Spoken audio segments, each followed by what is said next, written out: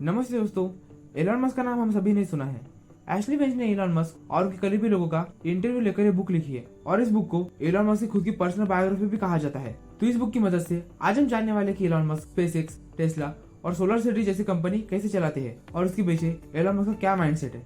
और आज हम इस वीडियो में जानने वाले हैं कि एलन मस्क ने वो सब चीजें कैसे अचीव की जो बाकी सब लोग इम्पॉसिबल माना करते थे। और आज हम उनकी स्टोरी भी जानने वाले हैं जिसमें वो बड़ी पार्टी रखा करते थे जिससे वो अपने एजुकेशन के लिए पे कर पाए, से उनकी पहली ऑनलाइन बैंक क्रिएट करने में। तो दोस्तों आप देख रहे हैं बुक एडिक्ट्स और अब बिना किसी देरी के चलिए शुरू करते हैं। एलन मस्क साउथ अफ्रीका में बड़े हुए और तब उनके बहुत कम फ्रेंड्स थे। इसके साथ मस्क का रिलेशन उनके फादर के साथ इतना अच्छा नहीं था। उनके पेरेंट्स को डिवोर्स होने के बाद एलन ने अपने फादर के साथ रहने का डिसीजन लिया। एलन के फादर उनके साथ अच्छा बिहेव नहीं किया करते थे और एलन को स्कूल में भी बुली किया जाता था। कभी कभी उन्हें इतनी बुरी तरह से मारा जाता था जिसकी वजह से उन्हें हफ्ते तो स्कूल भी नहीं जाते आता था। तो इस सब से एस्केप करने के लिए एलन ने बुक्स पढ़ना शुरू कर दी और एलन के पास फोटोग्राफिक मेमोरी थी जिससे वो जो भी पढ़ता वो उसके दिमाग में छप जाता और इसी की मदद से वो 2 इंसाइक्लोपीडियाज पढ़कर पूरी तरह से याद भी रख पाता था। हिचहैकर्स गाइड टू द गैलेक्सी इस बुक ने एलन पे सबसे ज्यादा प्रभाव किया। इसी बुक ने उन्हें सिखाया कि किसी भी क्वेश्चन का आंसर ढूंढना इजी होता है पर एक सही क्वेश्चन पूछना बहुत ज्यादा चैलेंजिंग होता है। और इस सही क्वेश्चन ढूंढने की स्पिरिट ने एलन मस्क को कम उम्र से ये सोचने लगाया कि वो ह्यूमन सिविलाइजेशन को इम्प्रूव और एक्सपैंड कैसे कर सकते हैं। फॉर एग्जाम्पल हाई स्कूल से Elon Musk solar power, paperless banking और स्पेस रॉकेट के बारे में नॉलेज लेने लगे और इसी टाइम के पास मस्क ने एंटरप्रेन्योरशिप के बारे में और ज्यादा सीखना शुरू किया। और जब एलन मस्क 12 साल के थे तब उन्होंने ब्लास्टर नाम का एक गेम बनाया था और फिर उसे उन्होंने $500 में बेच दिया। इसके बाद अब हम जरा एलन मस्क के कॉलेज के टाइम की तरफ देखते हैं। जब एलन मस्क कॉलेज में थे तो उन्हें पैसे के लिए बहुत ज्यादा स्ट्रगल करना पड़ा था, तो इसीलिए वो अलग अलग जॉब्स करा करते थे और वो अपने एजुकेशन के दौरान अपने रिलेटिव्स के घर पे रहा करते थे। पर ये सब बदल गया जब उनकी क्वींस यूनिवर्सिटी में एडमिशन हो गई और यही से मस्क के कैरेक्टर ने शेप लेना शुरू कर दिया और उन्हें वो बनाया जो वो आज है। और सिर्फ पढ़ाई पर फोकस करने की जगह एलन ने पब्लिक स्पीकिंग कॉन्टेस्ट में भी हिस्सा लेना शुरू कर दिया और यही से वो जस्टिन विल्सन से मिले जो आगे जाकर उनकी वाइफ और उनके 6 बच्चों की मां बनने वाली थी। शुरुआत में जस्टिन को एलन में कुछ भी इंटरेस्ट नहीं था और उनकी पहली डेट पर जस्टिन ने मस्क को एक आइसक्रीम पार्लर के बाहर खड़ा रखा। तो हार मानने की जगह एलन ने जस्टिन के कुछ दोस्तों को जस्टिन की पसंदीदा आइसक्रीम के बारे में पूछा और वो कहाँ पर पड़ती है वो भी पूछा और फिर एलन मस्क वहाँ पे पहुंचे और उन्होंने जस्टिन को आइसक्रीम खिलाई। और इस सक्सेसफुल डिटर्मिनेशन की वजह से एलन मस्क इतने ज्यादा सक्सेसफुल बन पाए। क्वींस में 2 साल बिताने के बाद मस्क ने यूनिवर्सिटी ऑफ पेंसिल्वेनिया में ट्रांसफर ले लिया। वहाँ पे उनका दोस्त बना जिसका नाम था आइडियो रेसी और वो अपने 14 बेडरूम हाउस में पार्टी सेवा करता था जो उन्होंने रेंट पे लिया था और वो एंट्री के लिए $5 चार्ज किया करते थे। एलन मस्क कभी पार्टी और ड्रिंक नहीं किया करते थे बल्कि वो पैसे कलेक्ट किया करते थे और इससे उनका अच्छा खासा प्रॉफिट हुआ करता था और कोई की सक्सेसफुल पार्टी उनकी पूरे महीने के रेंट को कवर करा दिया करती थी। इसके बाद एलन ने अपना पहला स्टार्टअप ओपन किया। तो अब देखते हैं कि इसमें क्या हुआ। तो एलन मस्क और उनके भाई ने 1995 में अपनी पहली कंपनी ओपन की अपने कॉलेज से जिसका नाम उन्होंने ग्लोबल लिंक इंफॉर्मेशन नेटवर्क रखा था। बाद में उन्होंने कंपनी का नाम बदलकर Zip2 रख दिया। इस कंपनी का काम था कि जो भी बिजनेसेस इंटरनेट को समझने में और उससे अपने बिजनेस को ग्रो कराने में स्ट्रगल कर रहे थे वो उसे गाइड करते। यह आइडिया आगे जाकर एलन और उसके भाई को मिलियंस कमा के देते। पर यह आइडिया इमीडिएटली सक्सेसफुल नहीं हुआ क्योंकि उस टाइम इंटरनेट एक नया कॉन्सेप्ट था और बहुत से लोगों को उनके बिजनेस को ऑनलाइन ले जाना उतना वैल्यूएबल नहीं लगता था। एलन मस्क और उसके भाई के बहुत ज्यादा हार्ड वर्क के बाद भी कंपनी सही ट्रैक पर आ ही नहीं रही थी। फिर एक वेंचर कैपिटलिस्ट को एलन की वर्किंग एनर्जी ने बहुत ज्यादा इम्प्रेस किया। उस वेंचर कैपिटलिस्ट का नाम था मोहर डेविडॉव और मस्क से मिलने के बाद वो कंपनी में इन्वेस्ट करने के लिए मान गए। उन्होंने रिच सॉर्गन को as a company CEO hire किया और उन्होंने बहुत से बेहतर इंजीनियर्स को हायर किया जो एलन मस्क द्वारा की गई कोडिंग को पूरी तरह से बदल रहे थे। ये एलन को बिल्कुल भी पसंद नहीं आ रहा था क्योंकि कंपनी की ड्राइविंग फोर्स छोड़कर अब सिर्फ एक शेयर होल्डर बन के रह चुके थे। वो उनके बिजनेस पर वेंचर कैपिटलिस्ट का इतना ज्यादा इन्फ्लुएंस देखकर फ्रस्ट्रेट जरूर हो रहे थे पर वेंचर कैपिटलिस्ट ने इस आइडिया को एक डिग्री ऑफ रियलिज्म प्रोवाइड की जिसकी मदद से कंपनी अच्छे से ग्रो कर पाई। उनके रियलिज्म ने एलन के अनरियलिस्टिक गोल्स को बहुत ज्यादा कॉम्प्लीमेंट किया। उस टाइम की कंपनी के वाइस प्रेसिडेंट ऑफ इंजीनियरिंग ने कहा था कि जब भी एलन मस्क कहते थे कि कोई काम 1 घंटे में हो जाना चाहिए तो वो सब समझ जाते थे कि इस काम को 1 से 2 दिन लगने वाले हैं। Zip2 का टर्निंग पॉइंट फरवरी 1999 में आया जब पीसी मेकर कॉम्पैक्ट कंप्यूटर्स ने Zip2 के सामने $307 मिलियन का एक ऑफर रखा। एलन को अपने शेयर बेचने नहीं थे। एलन के दिमाग में बहुत से दूसरे प्रोजेक्ट्स थे और इस ऑफर से मिलने वाले पैसे उनके ड्रीम को रियलिटी में बदलने के लिए बहुत ज्यादा हेल्प कर सकते थे और उन्हें एक ऐसी कंपनी ओपन करनी थी जिसमें उनका बहुत ज्यादा हेवी रोल होता। तो उन्होंने ये ऑफर एक्सेप्ट कर लिया और फिर उन्होंने अपनी दूसरी कंपनी ओपन की। एलन ने डिसाइड किया था कि वो Zip2 के बाद दूसरे प्रोजेक्ट्स पे इन्वेस्ट करेगा पर उसके पहले एलन ने खुद को एक ट्रीट दी।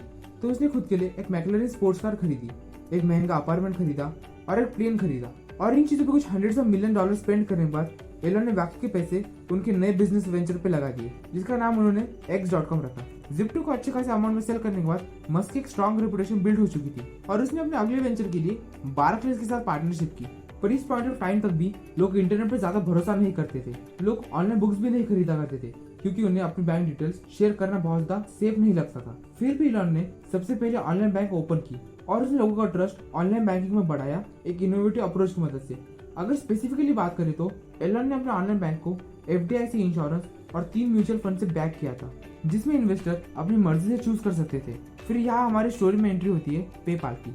X.com पेपाल से भी पहले मार्केट में था, पर मैक्स लेविचिन और पीटर थिल ने X.com से ज्यादा स्ट्रीमलाइन पेमेंट सिस्टम बनाया कॉन्फिनिटी कंपनी में। कॉन्फिनिटी का नाम आगे जाकर पेपाल रख दिया गया। पहले कस्टमर्स के लिए फाइट करने के बाद उन्होंने दोनों कंपनी को मर्ज करने का डिसीजन लिया मार्च 2000 में। पेपाल के पास एक ज्यादा सुपीरियर प्रोडक्ट था X.com की कंपैरेटिवली, पर X.com के पास एक ज्यादा एडवांस बैंकिंग सिस्टम था। मर्ज करने के बाद एलन को X.com पे खुद का इन्फ्लुएंस मेंटेन करने के लिए बहुत ज्यादा प्रॉब्लम हो रही थी और मर्ज के 2 महीने बाद मैक्स लेविचिन और पीटर थिल ने रिजाइन कर दिया। इसके बाद मस्क का पूरी कंपनी पे कंट्रोल आ चुका था, जहाँ पर ज्यादातर एम्प्लॉइज पेपाल की साइड को और ज्यादा एडवांस बनाना चाहते थे, वही दूसरी तरफ एलन X.com पे ज्यादा फोकस देना चाहता था। और इन्हीं इंटरनल कॉन्फ्लिक्ट्स की वजह से कंप्यूटर सिस्टम फेल होने लग गए और वेबसाइट वीकली बेसिस पर क्रैश होने लग गई। तो इस सब से ब्रेक लेने के लिए एलन मस्क अपनी वाइफ के साथ हनीमून पर चले गए और तभी कुछ ऐसा हुआ जिसके बारे में एलन मस्क ने कभी भी सोचा नहीं होगा। X.com के बोर्ड ऑफ डायरेक्टर्स ने पीटर थिल को X.com को वापस ज्वाइन करने के लिए ऑफर दिया और उसके बदले वो मस्क को CEO के पोजीशन से हटा देंगे। तो पीटर थिल कंपनी में वापस आ गए और मस्क अब CEO से सिर्फ एक एडवाइजर बन चुके थे और इसके बाद कंपनी का भी नाम बदलकर X.com से पेपाल रख दिया। पर अभी भी मस्क की कंपनी में अच्छी खासी शेयर होल्डिंग थी। इसके बाद कंपनी ने बहुत अच्छा परफॉर्म किया और फिर जुलाई 2002 में कंपनी eBay को बेच दी गई $1.5 बिलियन के लिए और उसे मस्क को $250 मिलियन मिले। पर अभी मस्क के पास और ज्यादा पैसे आ गए थे अपने ड्रीम को रियलिटी में कन्वर्ट करने के लिए। फिर एलन मस्क अपने ड्रीम पर काम करना शुरू करते हैं। एलन मस्क हमेशा से स्पेस ट्रैवल के लिए बहुत ज्यादा पैशनेट थे, तो पेपाल को बेचने से पहले मस्क सिलिकॉन वैली से लॉस एंजलिस शिफ्ट हो गए थे। एलन सिलिकॉन वैली से बहुत ज्यादा बोर हो चुका था और वो कुछ नया और एडवेंचरस करना चाहता था और ये एडवेंचर था स्पेस ट्रैवल। वो यूएस स्पेस इंडस्ट्री हब के पास शिफ्ट हो गए, जहाँ पर वो लाइफ को मार्स पर भेजने की पॉसिबिलिटी पर जांच कर रहे थे। तो ये चेक करने के लिए मार्स सोसाइटी ऑर्बिट में एक चूहे को भेजने का प्लान कर रहे थे। एलन इस आइडिया में इंटरेस्टेड थे, पर हमेशा की तरह उन्होंने एक स्टेप आगे देखा और उन्होंने आइडिया दिया कि उन्हें चूहे को सीधा मार्स पर भेज देना चाहिए। मार्स सोसाइटी ने इस प्रोग्राम को ड्रॉप कर दिया, पर एलन को स्पेस इंडस्ट्री के बारे में सोचने से अब रोक नहीं सकता था। जून 2002 में एलन ने स्पेस एक्सप्लोरेशन टेक्नोलॉजीज, जिसे हम स्पेसएक्स बुलाते हैं, उसकी शुरुआत की। मस्त सस्ते और रीयूजेबल रॉकेट्स बनाना चाहते थे और स्पेसएक्स ने स्पेस इंडस्ट्री को रिवॉल्यूशनाइज कर दिया। पहले 500 पाउंड कैरी करने वाले रॉकेट की कीमत $30 मिलियन या फिर उससे ज्यादा रहा करती थी, पर स्पेसएक्स का फैल्कन 1 नॉर्मल रॉकेट से 3 गुना ज्यादा वेट सिर्फ $6.9 मिलियन में कैरी करने के लिए प्लान किया गया था। पर हमेशा की तरह एलन ने कंपनी के प्लान कैरी आउट करने के लिए बहुत ज्यादा अनरियलिस्टिक टाइम पीरियड सेट किया था। एलन का प्लान था कि कंपनी शुरू होने के 15 महीने बाद पहला लॉन्च होना चाहिए, पर रियलिटी में कंपनी बनने के 4 साल बाद तक उन्होंने एक भी रॉकेट लॉन्च नहीं किया था। इन सब डिलेस के बाद भी स्पेसएक्स पहली कमर्शियल कंपनी बनी जो ड्रैगन कैप्सूल को स्पेस में ले गई और फिर उसे सेफली ओशन में भी लैंड कराया। इसके बाद मस्क के स्पेस ट्रैवल को लेकर और ज्यादा बड़े प्लान्स थे और उनकी इसी डिटर्मिनेशन की वजह से स्पेसएक्स आज इतनी ज्यादा सक्सेसफुल कंपनी बन पाई है। स्पेस के बाद एलन ने अपने दूसरे ड्रीम पर काम करना शुरू कर दिया। टेस्ला के पहले भी इलेक्ट्रिक कार्स अवेलेबल थे, पर वो इतने ज्यादा मेन स्ट्रीम नहीं थे और जो अमीर लोग थे वो हमेशा फरारी या लैम्बोर्गिनी जैसी गाड़ी ज्यादा प्रीफर करा करते थे compare to an electric car. पर टेस्ला ने हमेशा के लिए ये सब बदल दिया। उन्होंने ज्यादा पावरफुल और स्टाइलिश कार्स बनाई। एलन मस्क ने इलेक्ट्रिक कार्स को बहुत ज्यादा कूल बना दिया। ज्यादातर लोगों को ये पता नहीं है कि एलन मस्क टेस्ला के फाउंडर नहीं है।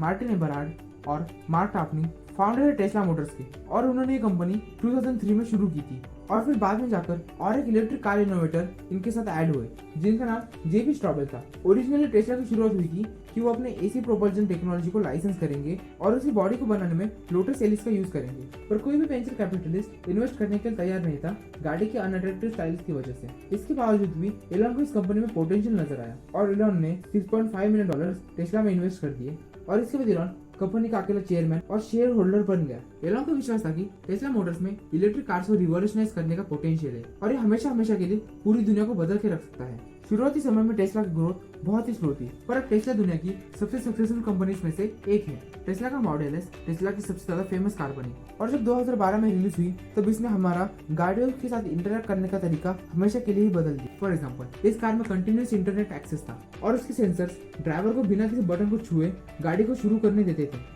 मीडिया ने उसे कंप्यूटर विद व्हील्स बुलाना शुरू कर दिया और इस मॉडल को कार ऑफ द ईयर का भी खिताब दिया गया था। कंज्यूमर रिपोर्ट्स ने इस कार को अभी तक की सबसे ज्यादा हाईएस्ट रेटिंग्स दी है और फिर से एलॉन की डिटर्मिनेशन की वजह से टेस्ला मोटर्स इतनी ज्यादा सक्सेसफुल बन पाई। एलॉन के बिना कंपनी फेल हो रही थी, इतनी ज्यादा पोटेंशियल रहने के बावजूद। और टेस्ला मोटर्स की सक्सेस के पीछे मस्क का बहुत बड़ा हाथ है और ये सारी कंपनी साथ में मिलकर एक ही काम करती है जो एलॉन मस्क के अल्टीमेट एम को सर्व करती है।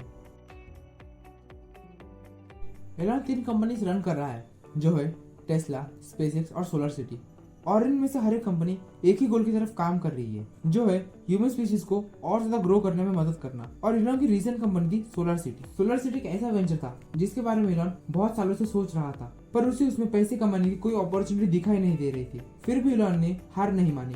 एलॉन और उसके भाइयों ने सोलर पावर से पैसे कैसे कमाए इसका सोल्यूशन ढूंढने के लिए 2 साल लगा दिए। इवेंचुअली उन्हें आइडिया आया कि वो एक ऐसी कंपनी बनाएंगे जो कस्टमर्स के लिए बेस्ट सोलर पैनल सिलेक्ट करेंगी, उसे कंपनीज या इंडिविजुअल्स के लिए खरीदेंगे और उन्हें इंस्टॉल करेंगे।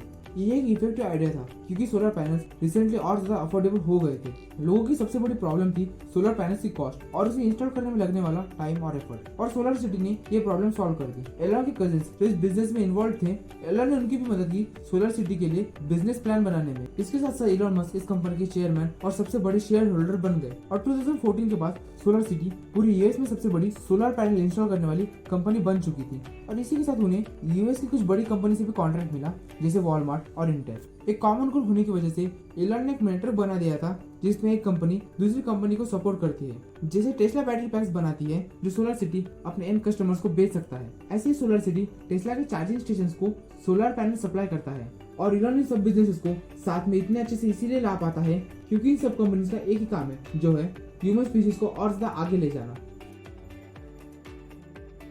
एलॉन ने कुछ ही डेकेड्स में बहुत कुछ अचीव कर लिया है एज एन एंटरप्रेन्योर। फिर भी एलॉन के फ्यूचर को लेकर और भी बड़े प्लान है। एलॉन ने 2013 में हाइपरलूप के कॉन्सेप्ट को दुनिया के सामने प्रेजेंट किया। हाइपरलूप एक बहुत बड़ी न्यूमेटिक ट्यूब है। ये वही ट्यूब्स है जो कंपनी में मेल सेंड करने के लिए यूज की जाती है, पर एलॉन ने इस आइडिया को एक बड़े स्केल पर अप्लाई किया है। जो बड़े वर्जन इस ट्यूब के वो लोगों को और गाड़ियों को एक पॉड के अंदर बिठाकर ट्रांसपोर्ट करने के लिए यूज किया जाएंगे।